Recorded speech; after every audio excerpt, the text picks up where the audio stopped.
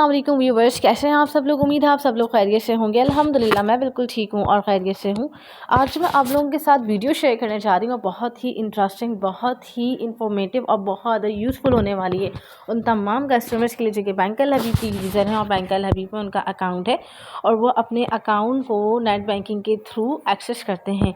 वो कस्टमर्स जो कि नेट बैंकिंग का इस्तेमाल करते हैं और अभी जैसे कि आप लोगों को मालूम है कि न्यू अपडेट्स आएंगे नेट बैंकिंग पर, यानी कि अल हबीब डिजिटल बैंकिंग पर जो है वो न्यू अपडेट्स आ चुकी हैं, जिसके अकॉर्डिंगली काफ़ी सारे कस्टमर्स को काफ़ी सारे इश्यूज़ फेस करने पड़ रहे हैं। तो इस इशू से रिलेटेड हमने आज आपके लिए वीडियो बनाई है ताकि आपके जो इश्यूज़ हैं, ये जो अपडेट्स हैं, उसके अकॉर्डिंगली मैं आपको गाइड करना चाहूँगी। हमारे पास जो न्यू अपडेट्स आएंगे वो सिक्योरिटी पर्पज़ के लिए आएंगे, यानी कि कस्टमर के अकाउंट्स को कैसे रख सकते हैं। कस्टमर का अकाउंट, बैंक ने कस्टमर्स की सिक्योरिटी को मज़ीद सिक्योर करने के लिए ये अपडेट्स जो हैं वो इनिशिएट्स की हैं।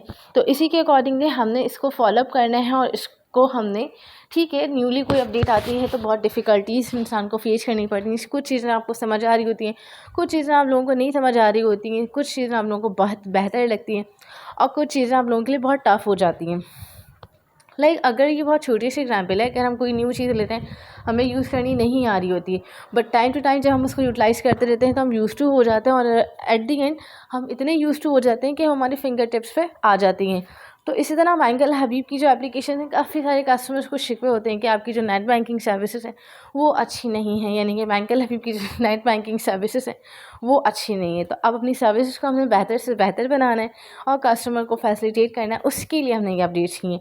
तो अभी जो न्यू अपडेट्स आएंगे उसके अकॉर्डिंगली मैं आपको गाइड करना चाहूँगी। यहाँ पर देख सकते हैं न्यू अपडेट्स के अंदर हमारे पास अगर कोई कस्टमर न्यू है और वो सेल्फ़ रजिस्ट्रेशन कर रहा है या वो फर्स्ट टाइम साइन अप कर रहा है नेट बैंकिंग पे, तो उसको न्यू अपडेट्स जो आई हैं वो उसको फेस करेगा, यानी कि न्यू अपडेट्स जो हैं वो उसको वहाँ पे भी रिसीव होंगी। जब आप न्यू डिवाइस को रजिस्टर्ड करेंगे तब भी आपको न्यू अपडेट्स के अकॉर्डिंगली तमाम तरह चीज़ें फॉलोअप करनी पड़ेंगी। थर्ड थिंग कि अगर आप अपना पासवर्ड रीचेंज कर रहे हैं या पासवर्ड रीसेट कर रहे हैं या फर्स्ट टाइम पासवर्ड क्रिएट कर रहे हैं, तब आपको ये जो सिक्योरिटी जो अवेयरनेस है और सिक्योरिटी जो स्टेप्स हैं वो आपको फॉलोअप करने पड़ेंगे। थर्ड थिंग कि अगर आपको यूज़र नेम नहीं है याद, तब आपको ये सिक्योरिटी जो स्टेप्स हैं उसको फॉलोअप करने पड़ेंगे। अगर आप अपनी नेट बैंकिंग लिमिट को अपग्रेड कर रहे हैं तब आपको ये सिक्योरिटी स्टेप्स को फॉलोअप करना पड़ेगा। तो ये 3 से 4 यानी कि 5 जगहें जहाँ पर आपको सिक्योरिटी अलर्ट्स जो हैं और सिक्योरिटी स्टेप्स जो हैं उसको फॉलोअप करने हैं। और जब भी ये सिक्योरिटी स्टेप्स आप फॉलोअप करेंगे उसके बाद आपकी जो नेट बैंकिंग सर्विस है कुछ टाइम पीरियड के लिए फ्रीज़ हो जाएगी। फ्रीज़ इस सेंस में होगी कि आपका अकाउंट एक्टिवेट है बट आप उसको यूज़ नहीं कर सकते। आफ्टर 2 आवर्स के बाद आप अपनी अकाउंट को एक्सेस कर पाएंगे, ठीक है। और इसके अलावा हमारे पास ये जो न्यू अपडेट्स आएंगे इसमें बहुत ही कम चीज़ें हैं लेकिन बहुत ज़्यादा चीज़ें हैं, बट ये आपकी सिक्योरिटी के हवाले से है जो कि बहुत ज़्यादा यूज़फुल होने वाली है इन फ्यूचर आपके लिए। आपके अकाउंट को सिक्योर बनाएगी, आपके अकाउंट को फजूल एक्टिविटीज़ और साइबर एक्टिविटीज़ जो साइबर क्राइम्स होते हैं उनसे आपको प्रोटेक्ट करने में हेल्प आउट करेगी। कोई भी आपके अकाउंट को एक्सेस नहीं कर सकता आपके अलावा। आपके अकाउंट और आपकी इन्फॉर्मेशन को सिक्योर रखेगी ये सिक्योरिटी स्टेप्स। तो यहाँ पर जैसे कि देख सकते हैं हमारे पास एक cyber security in awareness protection के लिए कि यानी कि बैंक ने एक साइबर सिक्योरिटी के अगेंस्ट जो है, यानी कि आपका जो बैंक है आपको प्रोटेक्ट कर रहा है साइबर क्राइम्स जो हो रहे हैं, जो फ्रॉड कॉल्स आती हैं, फ्रॉड से रिलेटेड जो भी एक्टिविटीज़ होती हैं। बैंक नहीं चाहता कि हमारे जो कस्टमर्स हैं उनको इस तरह की कोई भी जो एक्टिविटीज़ हैं उसमें वो इन्वॉल्व हो या उनका अकाउंट जो है वो कहीं भी शेयर हो, उसकी कोई डिटेल्स जो है वो किसी भी सेकंड पर्सन के पास जाएं। तो ये बहुत अहम स्टेप है, बहुत मुश्किल है लेकिन बहुत आसान भी है।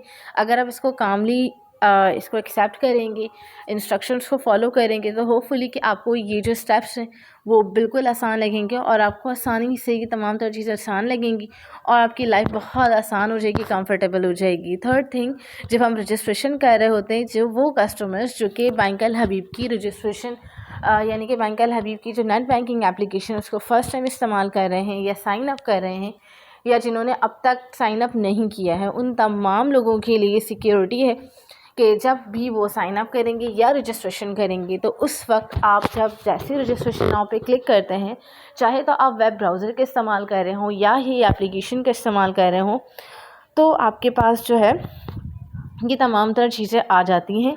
जैसे कि आपने रजिस्ट्रेशन नाउ पे क्लिक किया, आपके पास एक फॉर्म आएगा जिसमें आपका NIC नंबर, आपका अकाउंट नंबर, आपका email address, mobile number, date of birth, captcha codes and तमाम तरह डिटेल्स जो कि आपको मेंशन करनी होती हैं और जो आपको बताई जाती हैं फॉर्म में जो मेंशन होती हैं, स्टेप बाय स्टेप मैन्युअली आपने एंटर करनी है और उसके बाद आपने स्टेप्स को फॉलो करते जाना है। और उसके बाद आपके पास यूज़र नेम खुद से क्रिएट करना होता है। पासवर्ड आपको बैंक की जानिब से थ्रू ईमेल मिल जाता है और उसके बाद अपने अकाउंट को एक्सेस करेंगे। जब आप एक्सेस करने लगेंगे, आपके पास आएगा बायोमेट्रिक का ऑप्शन। अगर आप एप्लीकेशन का इस्तेमाल कर रहे हैं तो बायोमेट्रिक ऑप्शन के बाद आपने बायोमेट्रिक करनी है ऑन एप्लीकेशन। इसके लिए सेपरेट बायोमेट्रिक करने की नीड नहीं है, इसके लिए आपको ब्रांच जाने की भी नीड नहीं है, आपने ऑन एप्लीकेशन बायोमेट्रिक करनी है। इन केस आपकी बायोमेट्रिक सक्सेसफुली हो जाती है तो आफ्टर 2 आवर्स आप अपनी सर्विस को रिज्यूम हो जाएंगी और आप फौरी अपने अकाउंट को एक्सेस कर पाएंगे आफ्टर 2 आवर्स। इन केस आपका अकाउंट यानी आपके अकाउंट के अगेंस्ट आपकी बायोमेट्रिक मैच नहीं हो रही, फेल आ रही है, टाइम आउट आ रहा है, व्हाटएवर जो भी एरर आ रहा है उसके अकॉर्डिंगली आपकी जब 2 दफ़ा बायोमेट्रिक फेल होती है और थर्ड टाइम आप बायोमेट्रिक कर रहे होते हैं ऑन एप्लीकेशन, तो सिस्टम जनरेटेड आपके पास रोबो कॉल आती है। रोबो कॉल आपने रिसीव करनी है और उसके बाद जैसे ही आप उसको सक्सेसफुली रिसीव कर लेते हैं तो आपके पास आती है एक वेरिफिकेशन वाला बटन जो कि आपकी स्क्रीन पर आ रहा होता है। चाहे तो आप एप्लीकेशन इस्तेमाल करें, उसका प्रोसीजर बता रही हूँ। वेरीफाई पे क्लिक करेंगे, आपके पास एक सिस्टम जनरेटेड OTP रिसीव होगा, वो आप एंटर करेंगे और फिर उसके बाद आपका कूलिंग टाइम स्टार्ट हो जाएगा। इस तरह आपका रजिस्ट्रेशन प्रोसेस कंप्लीट हो जाएगा। इसी तरह अगर हम डिवाइस रजिस्टर्ड कर रहे हैं, लाइक वो कस्टमर जो कि रजिस्टर्ड डिवाइस से लॉगिन नहीं करते थे, वो कस्टमर जो रजिस्टर्ड तो हैं बट वो रजिस्टर्ड डिवाइस से लॉगिन नहीं करते थे, जब वो लॉगिन होते थे उनके पास मैसेज आता था you are login untrusted device. ठीक है, तो वो कस्टमर जो कि OTP एंटर किया करते थे और अपनी OTP एंटर करने के बाद अपने अकाउंट को एक्सेस करते थे, वो फर्स्ट टाइम लॉगिन करने के लिए रजिस्टर्ड डिवाइस का होना मैंडेटरी है। विदाउट रजिस्टर्ड डिवाइस आप अपने अकाउंट को एक्सेस नहीं कर सकते। अब वो कस्टमर जो कि रजिस्टर्ड नहीं थे अब तक, उनके लिए मैंडेटरी है कि अपनी डिवाइस को रजिस्टर्ड कर लें। एक कस्टमर डिफरेंट डिवाइस के थ्रू अपने अकाउंट को एक्सेस कर सकता है। थर्ड थिंग, वो कस्टमर्स जो कि अपना यूज़र नेम भूल जाया करते थे, वो भी अपना पासवर्ड अगर फॉरगेट करेंगी, जो इंस्ट्रक्शंस आते हैं उसको फॉलो करते हुए बायोमेट्रिक ऑप्शन आएगा, बायोमेट्रिक करेंगे, उसके बाद आपके पास यूज़र नेम आएगा। यूज़र नेम मिलने के बाद आप उसको एंटर तो करेंगे बट एक्सेस तब करेंगे जब आपके 2 आवर्स कंप्लीट हो जाएंगे, कूलिंग पीरियड आपका कंप्लीट हो जाएगा। इसी तरह पासवर्ड रीसेट करने के लिए भी आपको ये इंस्ट्रक्शन को फॉलो करना होगा। जब आपका पासवर्ड रीसेट करने के लिए आप फॉरगेट पासवर्ड पर क्लिक करेंगे, जो दी गई इंस्ट्रक्शन से आपने इंस्ट्रक्शन को फॉलो करना है और उसके बाद आप अपने पासवर्ड के थ्रू रिसीव होने के बाद लॉगिन तो कर लेंगे बट कूलिंग पीरियड आपका जब ख़त्म हो जाएगा उसके बाद आप अपने अकाउंट को रीचेंज कर सकते हैं, यानी कि पासवर्ड को रीचेंज कर सकते हैं। ठीक है, उसके बाद हमारे पास यहाँ पर एक और ऑप्शन आ जाता है, यहाँ मैं आपको गाइड कर देती हूँ, जैसे कि सेल्फ रजिस्ट्रेशन, डिवाइस बाइंडिंग या डीलिंग डिवाइस। इसके अकॉर्डिंगली भी हमारे पास जो है वो एप्लीकेशंस आती है। बायोमेट्रिक आपका रिक्वायर्ड होगी जब आप रजिस्ट्रेशन करेंगे या आप साइन अप करेंगे। डिवाइस बाइंड कर रहे हैं, डिवाइस डीलिंग कर रहे हैं या लिंक कर रहे हैं या ट्रस्टेड डिवाइस करना चाहते हैं, तब आपको ये स्टेप्स फॉलो करने पड़ेंगे। फॉरगेट यूज़र नेम करेंगे तब आपको ये स्टेप्स फॉलो करने होंगे। फॉरगेट पासवर्ड करेंगे तब आपको ये पासवर्ड के बाद जो है कूलिंग पीरियड आपने बेयर करना है। उसके बाद अपने अकाउंट को अगेंस्ट पासवर्ड रीचेंज कर सकते हैं, जो कि आपको रजिस्टर्ड आपकी ईमेल पर रिसीव होगा। इसके अलावा कूलिंग पीरियड कब कब होता है? कूलिंग पीरियड जो है हमारे पास जब हम रजिस्ट्रेशन करेंगे तब कूलिंग पीरियड के लिए हमें 2 आवर्स वेट करना है।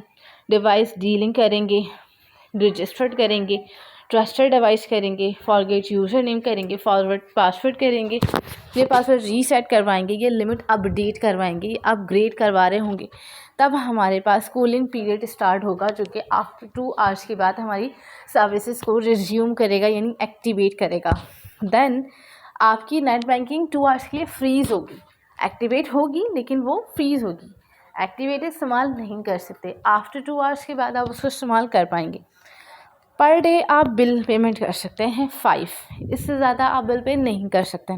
वो कस्टमर जो कि नेट बैंकिंग के थ्रू अपना बिज़नेस स्टार्ट कर दें उन लोगों के लिए अब ये रिस्ट्रिक्शंस लग गई हैं, जो कि अपनी नेट बैंकिंग से तमाम लोगों के बिल पे करते थे और लोगों से बिज़नेस कलेक्ट कर रहे थे। तो अब वो सुन लीजिए कि आप सिर्फ और सिर्फ पर डे 5 बिल पे कर सकते हैं, इससे ज़्यादा बिल पे नहीं कर सकते। ये भी न्यू अपडेट है जो कि अभी आई है।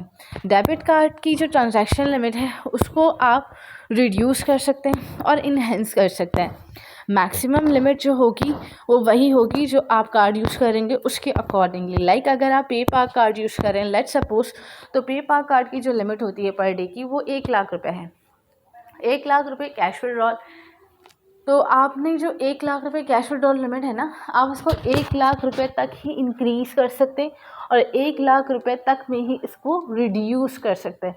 It's your choice. अगर आप अपनी लिमिट सेट करना चाहते हैं तो आप लिमिट भी सेट करवा सकते हैं। तो ये थी नेट बैंकिंग की न्यू अपडेट्स। होपफुली कि आपको ये बहुत अच्छी लगी होंगी। कुछ बातें अगर समझ नहीं भी आई होंगी तो वो नेक्स्ट जो वीडियो होगी उसमें तमाम आपकी जो क्यूरीज हैं वो क्लियर हो जाएंगी। मैं तमाम स्टेप्स के बारे में आपको बताऊंगी कि आपने किस तरह अपनी रजिस्ट्रेशन प्रोसेस कंप्लीट करना है, किस तरह आपने अपने डिवाइस को ट्रांसफर करना है, किस तरह आपने फॉरगेट पासवर्ड करना है, किस तरह आपने फॉरगेट यूज़र नेम करना है, कूलिंग पीरियड के लिए क्या प्रोसीजर है, किस तरह की स्क्रीन आती है, क्या क्या पॉपअप्स आते हैं, कौन कौन से एरर फेस करने पड़ते हैं, कितनी टाइम रजिस्ट्रेशन लिमिट होती है। ये तमाम तरह चीज़ें मैं आपको नेक्स्ट वीडियो में बताऊंगी इंशाल्लाह। अभी मैंने सिर्फ आपको वो पॉइंट्स बताए हैं जो कि मेजर पॉइंट हैं अपडेट्स के हवाले से। तो होपफुली कि आपको ये आज की वीडियो बहुत अच्छी लगी होगी और आपने इसको एंजॉय किया होगा। बहुत इन्फॉर्मेटिव, बहुत ज़्यादा यूज़फुल और बहुत ज़्यादा आपकी लाइफ को आसान बनाने वाली ये वीडियो है। अगर ये तमाम चीज़ें, तमाम पॉइंट्स आपको बहुत अच्छी तरह समझ आ जाते हैं तो आप बहुत आसानी से अपनी नेट बैंकिंग का इस्तेमाल कर सकते हैं। तो होपफुली आपको आज की वीडियो अच्छी लगी हो। अगर आपको वीडियो अच्छी लगी है तो वीडियो को करिएगा लाइक और वीडियो करिएगा ज़्यादा से ज़्यादा शेयर, सब्सक्राइब करना मत भूलिएगा और इसी तरह देखते रहिएगा MIBFNCSS। Thanks for watching.